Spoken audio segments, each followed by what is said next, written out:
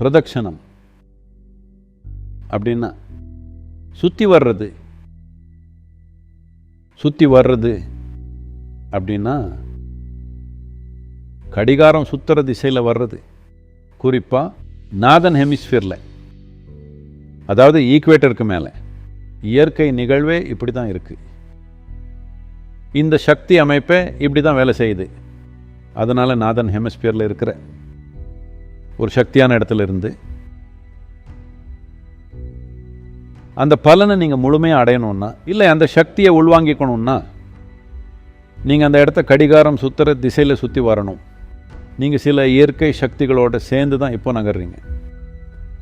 எந்த ஒரு பிரதிஷ்டை பண்ண இடமும் ஒரு சக்தி சூழல் மாதிரி வேலை செய்யும். அது அதிர்வுகளை வெளிப்படுத்தும், அதே சமயம் உள்ளேயும் இழுக்கும். இந்த ரெண்டுமே ஒன்னோட ஒன்று கலக்கிறது தான்.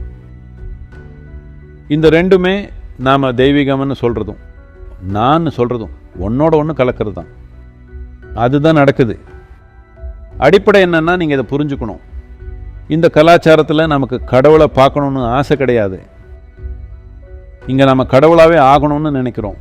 நாம் ரொம்ப பேராசை பிடிச்சவங்க.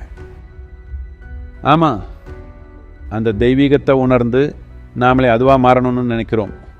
அதனால் பிரதிஷ்டை செய்யப்பட்ட இடத்த கடிகார திசையில் சுற்றி வர்றது இந்த சாத்தியத்தை உள்வாங்கிக்கிறதுக்கான எளிமையான வழி. குறிப்பாக ஈக்குவேட்டர்லேருந்து 32 டிகிரி லேட்டிடியூடு வரைக்கும் இது ரொம்ப தீவிரமாக இருக்குது. அதனால தான் நாம் அதிகபட்ச கோவில்களை இந்த 32 டிகிரி லேட்டிடியூடுக்குள்ளே கட்டியிருக்கோம்.